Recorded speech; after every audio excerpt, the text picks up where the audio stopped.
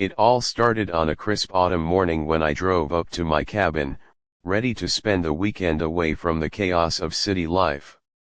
The drive had been peaceful, the valley bathed in gold and red leaves, the river running smooth beside the winding dirt road that led to my property. But when I reached the front gate, my stomach dropped. A heavy steel chain wrapped around the posts, secured with a brand new padlock, and nailed to one of the posts was a bright orange notice with the words HOA Enforcement Action, no access until dues paid. My dues I didn't even belong to their HOA. I stepped out of my truck, heart pounding in disbelief. My cabin sat on land that predated the HOA's formation by nearly 40 years. I had the deeds, maps, and legal documents to prove it. They had no right to seal off my gate. But someone clearly thought otherwise. At first, I thought maybe it was a misunderstanding. I walked around the perimeter of the gate, checking for signs of damage, maybe an explanation. The chain was new, thick, and professionally installed. Whoever did this came prepared. The notice had the signature of someone named Karen Lewis, the HOA president. I'd heard her name before. She was known around the area as a self-proclaimed enforcer of neighborhood rules. She'd already made headlines for fining people for leaving their porch lights on too long or painting their mailboxes the wrong shade of brown. I had never interacted with her directly because my cabin wasn't technically within her jurisdiction. That should have been the end of it, but clearly, Karen thought she was queen of the valley. I tried calling the HOA office listed on the notice. No answer. I called again, then left a message, polite but firm, explaining that they had locked me out of my private property and needed to remove the chain immediately. Hours passed without a response. Finally, out of sheer frustration, I called the county sheriff's non-emergency line. When the deputy arrived, he took one look at the situation and sighed. "Let me guess," he said, "Karen Lewis." I nodded. He shook his head, muttering, "You're not the first." After checking my paperwork, deed, plat maps, tax records, he confirmed that my property was not part of the HOA. "Legally, they have no right to do this," he said. "You can cut the chain and enter your land. But before doing that, I wanted to make sure I had proof."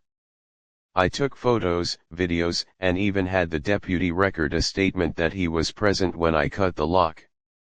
The chain snapped with one solid hit from my bolt cutters. The gate swung open, and I drove through, my anger simmering. That night, I sat by the fire in my cabin, sipping coffee and thinking about what to do next. Karen's stunt wasn't just petty, it was illegal. But I also knew people like her rarely backed down. She'd likely double down on her mistake and make it worse before it got better. I decided to get ahead of it. The next morning, I drove into town and visited the county records office. I requested certified copies of every document proving my property's independence from the HOA boundaries, water rights, access easements, and most importantly, ownership of the only bridge leading into the valley. That bridge had been built decades ago by the previous owner, who sold me the property with full rights and maintenance responsibility. What most people didn't know was that technically, every resident in the HOA had to cross that bridge to get to their homes. It wasn't a public road, it was privately owned by me. A week later, just as I expected, Karen came storming up my driveway in her spotless white SUV. She didn't even knock, just started shouting the moment she stepped out. "You can't just break HOA property. That gate was sealed for a reason." I stepped onto the porch, holding my coffee calmly. "Karen," I said evenly, "that gate is mine. The land it sits on is mine. And the only reason you're even able to drive up here is because you're crossing my bridge." Her face twisted in confusion. "Your bridge," she repeated, almost laughing. That bridge belongs to the community. I smiled faintly. No, it doesn't. You might want to check the county registry before making assumptions. Her arrogance faltered for a second, but she quickly recovered. We'll see about that, she snapped and stormed off. I knew what that meant: complaints, threats, letters. And I was right. Within days, I received an official-looking envelope from the HOA claiming I owed community access fees for maintenance and that my defiance could result in fines or further action. I sent them back a copy of the bridge deed, notarized and dated from 20 years before the HOA existed, along with a single sentence: use of the bridge is a courtesy, not a right. That must have hit a nerve, because the next weekend, the HOA board held an emergency meeting.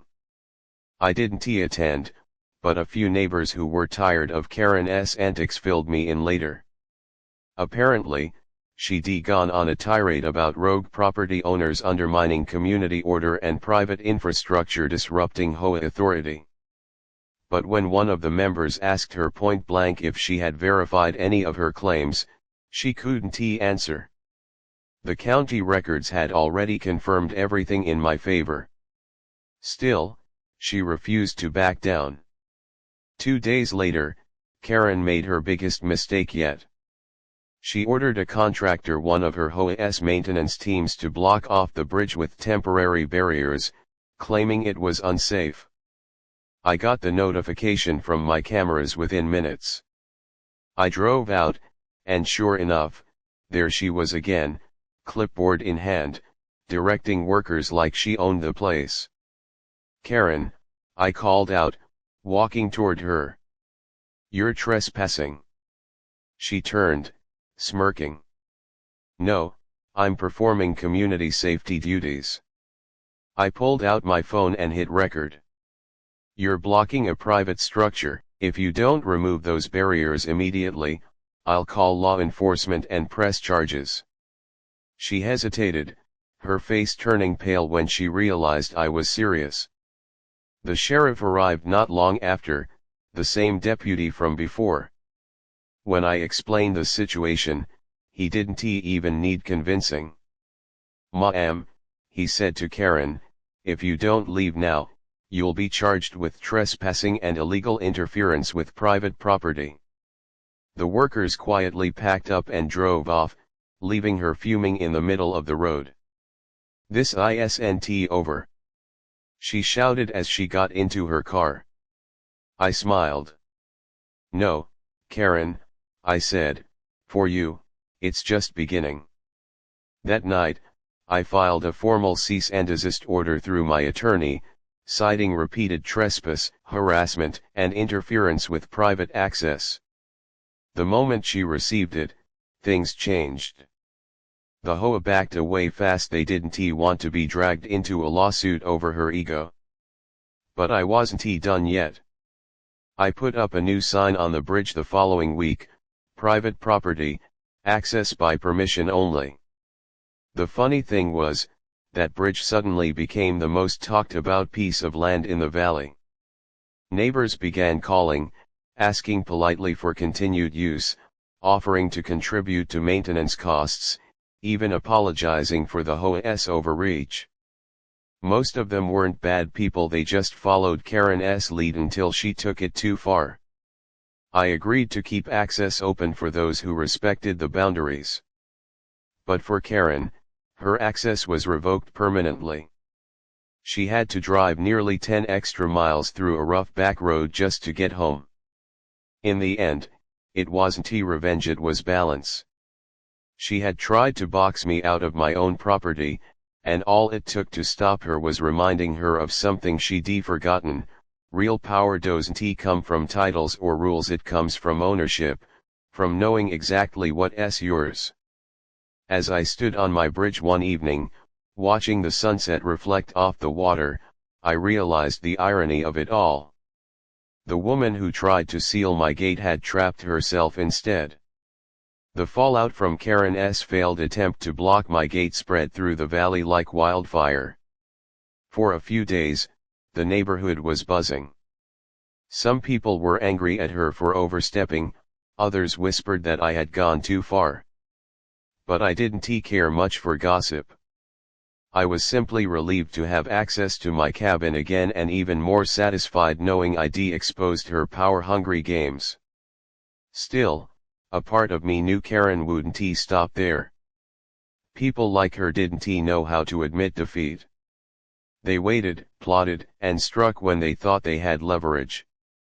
I just didn't realize how far she was willing to go until a few weeks later when I came face to face with her latest scheme. It started innocently enough. I was working on some repairs around the cabin, repainting the shutters, fixing a few boards on the deck, when I noticed a black SUV parked across the bridge. It wasn't one of my regular neighbors. The vehicle sat there idling for a good 20 minutes before finally pulling away. The next day, it happened again. Different car, same spot. Something didn't feel right. I decided to install 2 new cameras, one at the start of the bridge and another pointed down the access road. The following morning, when I checked the footage, my suspicions were confirmed. Karen was back, but she wasn't alone. She was walking along the edge of the bridge with 2 men in suits, pointing at things, taking notes, and snapping pictures. That's when I realized she was trying to build a new angle, a legal one. Sure enough, a few days later, I received a certified letter from the HOA's legal counsel. It claimed that due to safety concerns and unregulated infrastructure, the HOA would be filing a petition with the county to classify the bridge as community essential infrastructure, essentially attempting to claim public right-of-way. If they succeeded, they could legally take control of it. It was absurd. The bridge wasn't built by them, never funded by them, and existed long before the HOA even formed. But Karen didn't care about facts, she cared about control. The letter was a bluff, but one that required a serious response. So, I paid another visit to my attorney, bringing every document, map, and permit related to the bridge. We crafted a formal response backed by property law and historical precedents, outlining how the bridge had been constructed under private ownership, maintained at private expense, and registered as such. My attorney didn't stop there. He also filed a preliminary injunction warning the HOA against any attempt to trespass, alter, or restrict access to the bridge. It was a preemptive strike, and it worked beautifully. Within days, the HOA's lawyer backed off, sending a meek follow-up saying they would review the claims further. But Karen wasn't done yet. The next weekend, I heard the sound of hammering near the bridge. I went down to check, and to my disbelief, someone had installed a new community property, no unauthorized access sign right next to my private bridge sign. It was almost comical, the nerve of it. I took a photo, ripped their sign out of the ground, and tossed it aside. Moments later, I heard the familiar sound of a car screeching to a stop behind me. Karen jumped out, phone in hand, already recording. That's vandalism. She yelled. You can't destroy HOA property. I turned, meeting her glare calmly. Karen, this bridge isn't yours. You've been told that by the county, the sheriff, and now a court injunction. You're trespassing again. She smirked. I'm documenting illegal activity. You'll regret this. I didn't rise to her bait. I just smiled, pointed to one of my cameras, and said, already got you on film, Karen. Maybe next time, bring a lawyer instead of a phone. She froze for a second, clearly realizing she was digging herself deeper, then stormed off without another word. By that evening, the entire neighborhood group chat was on fire with rumors. Some residents defended me, saying I had every right to protect my property. Others, likely Karen's loyal followers, accused me of being a bully who was trying to divide the community. It was ridiculous. I didn't want to divide anything, I just wanted peace. But that peace was getting harder to maintain. A few nights later, I woke to the sound of loud banging. My dog was barking furiously. I looked at the camera feed and saw bright lights near the bridge. Someone was there again. I threw on my jacket, grabbed my flashlight, and drove down. When I arrived, I saw two men in reflective vests trying to drill something into the bridge's railing. Karen's SUV was parked nearby, her headlights shining on them like a makeshift construction site. "What the hell are you doing?" I shouted. The men froze, clearly startled. Karen stepped forward, clipboard in hand, and said smugly, "We're conducting a safety inspection. The HOA has concerns about this structure's integrity." I laughed bitterly. "You don't have authority to inspect my property. Leave now, or I'll call the sheriff again." She crossed her arms. "Go ahead. You'll be the one in trouble when this bridge collapses." I didn't argue. I called the sheriff on speaker so she could hear every word. When the deputy arrived, it was the same one who had handled our first confrontation. He looked tired, almost amused. "Karen," he said, rubbing his temples, "we've talked about this. This is private property. You and your workers need to leave immediately." She tried to protest, claiming public concern, but the deputy wasn't having it. "Unless you have a county permit, which I know you don't, you're trespassing again." That shut her up. The workers packed up and left, and Karen drove off with her headlights off, probably fuming. That was the moment I decided enough was enough. The next day, I met with my attorney again and filed a restraining order against Karen personally, citing repeated harassment and unauthorized intrusion. Then I made one last move, one that ensured she'd never touch my bridge again. Using the same legal framework that gave me ownership of the bridge, I had the access rights formally updated to include a toll clause.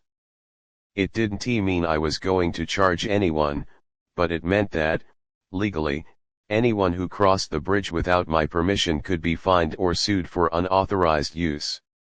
The document was filed and accepted within a week. The news spread quickly, and this time, the HOA board didn't rally behind her.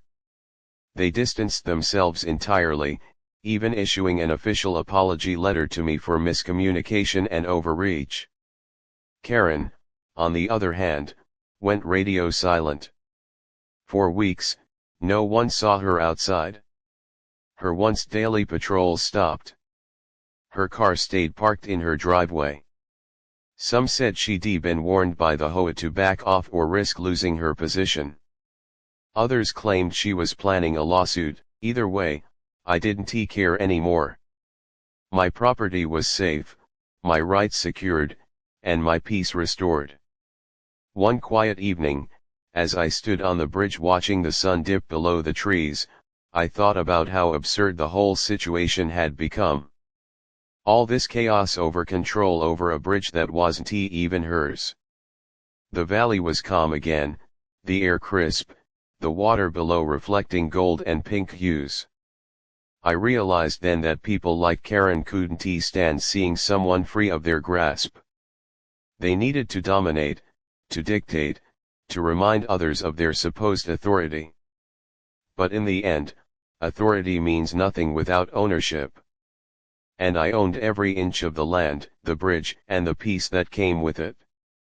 As the last light faded, I turned and headed home, knowing that for once, Karen's silence meant I had finally won. Months passed after the chaos with Karen and the HOA, and for the first time in a long while, the valley was peaceful. The trees had turned green again, the air crisp with the scent of pine and river water, and I finally felt like my cabin was what it was always meant to be, a place of solitude. The HOA had officially removed any references to the bridge or my property from their charter, which made it clear they were done fighting. Even the neighbors who once sided with Karen now waved when they crossed the bridge, their tones polite and grateful that I still allowed them access. But as with all things involving Karen, the quiet didn't last. I had learned that she couldn't accept losing control. It wasn't in her nature. She might have been silent for months, but that silence only meant she was plotting again. It started small, like it always did. One morning I found a pile of gravel dumped right near the bridge entrance. It wasn't much, but it was clearly deliberate, just enough to make it annoying to drive over. The next day, I found my mailbox open, letters scattered on the ground. I didn't have proof she did it, but I didn't need any. It had her petty fingerprints all over it. I cleaned it up, ignored it, and went about my day. But a week later, I got a visit from a county inspector claiming they'd received an anonymous complaint that I was charging unauthorized tolls for public infrastructure. The accusation was ridiculous. I hadn't charged anyone a dime. When I showed him my property documents, his expression changed from suspicion to disbelief. "You've got everything in order," he said. "Looks like someone's trying to stir up trouble." I just smiled bitterly. "Yeah," I said. "That's her specialty." The situation escalated when I noticed strange tire tracks near the edge of the lake one morning. It looked like someone had been driving down the embankment, close to where the bridge foundation met the water. At first, I thought maybe a neighbor's kid had taken a four-wheeler down there. But then I saw the damage, fresh gouges in the support soil, like someone had been digging or testing the ground's stability. That's when I realized Karen might be trying to create an actual hazard, something she could use later to claim my bridge was unsafe. I wasn't going to wait for her to get creative with her lies. I called the county sheriff and requested a patrol report, citing vandalism and property tampering. When the deputy came out, he looked at the tracks, whistled low, and said, "You've got yourself a persistent one, don't you?" I nodded. "You have no idea." The following week, I decided to add a few upgrades. I installed floodlights along the bridge that would automatically turn on with motion. I added a new set of 4K security cameras that covered every angle of the entrance and the surrounding property. I even wired them to my phone so I could monitor live footage anytime. The setup gave me some peace of mind, though I doubted Karen would stay quiet for long. Sure enough, one night around midnight, I got a notification movement detected near the bridge. I opened the live feed and saw two figures standing by the private property sign. One of them was Karen. The other looked like a man holding a flashlight and a measuring stick. I immediately hit record and called the sheriff's office. By the time the deputies arrived, they were already trying to walk away, pretending to be out for a stroll. But the officers weren't fooled. When questioned, Karen claimed she was assisting a civil engineer who was investigating community safety concerns. The deputy looked at her flatly. "Ma'am, you've been warned several times about trespassing here," he said. "If you keep this up, we'll have no choice but to press charges." Karen, ever the performer, tried to act offended. "I'm just trying to protect the residents. That bridge could collapse at any time." The deputy gestured toward the bridge.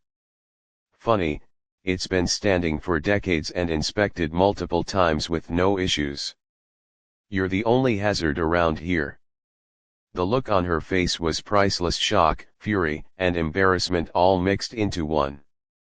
I didn't press charges that night, though I easily could have.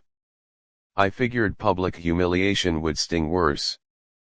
But I wasn't done making sure she couldn't try anything else. The next morning, I met with my attorney again and took it one step further. We filed an official no trespass order through the county clerk, giving law enforcement permanent authority to arrest Karen if she ever set foot on my property again without permission. The order was posted publicly on her record, which meant the HOA had no choice but to acknowledge it. By the following week, she had been removed from the board altogether. The same people who once defended her were now calling her reckless, saying she'd gone too far and jeopardized the HOA's reputation. After that, things truly quieted down. The air in the valley felt different, lighter, calmer. Neighbors who had once avoided me now stopped to chat, bringing over baked goods or offering to help with maintenance. Many admitted that Karen had bullied them too, using HOA rules to fine them for trivial things like grass length or mailbox colors. They were tired of living under her thumb. One older couple told me she once threatened to have their deck torn down because it violated visual harmony. I couldn't help but laugh at the absurdity of it all. "You're free of her now," I said. "Enjoy it." I poured my energy into fixing up the property again, replacing the fencing, repainting the bridge rails, and planting wildflowers along the edges. Life started feeling normal again. The lake shimmered in the sunlight, the air filled with birdsong and the sound of flowing water beneath the bridge. I even started inviting a few neighbors over for fishing weekends, something I hadn't done since all the trouble began. They appreciated it, and I enjoyed the company. It was the kind of peace I had built this place for, a refuge from the chaos of the world, not a battlefield over control. But one evening, as the sun dipped behind the mountains, I saw Karen's car drive slowly past on the other side of the bridge. She didn't stop this time, didn't roll down her window or shout. She just looked at me through the glass with a tired, defeated expression, then drove off without a word. For a brief moment, I almost felt sorry for her. Almost. She had spent years trying to control everyone around her, and now she had nothing, no power, no position, no influence. Just a reputation that would haunt her every time someone mentioned the HOA. That night, sitting on the porch with my dog at my feet, I thought about everything that had happened. The battles, the legal fights, the endless tension, all because one person couldn't respect boundaries. But the irony was beautiful. She had tried to lock me out of my own property, and in the end, she had locked herself out of the entire valley. I had not only protected my land, but also restored peace for everyone who lived here. The bridge, once the center of conflict, now stood as a symbol of freedom. Every time I crossed it, I was reminded of how close I'd come to losing that peace and how worth it the fight had been. Sometimes I still catch myself smiling when I think about it. The HOA tried to seal my gate, but they forgot one simple fact: I held the only bridge out. And as long as I owned that bridge, I'd always have the upper hand.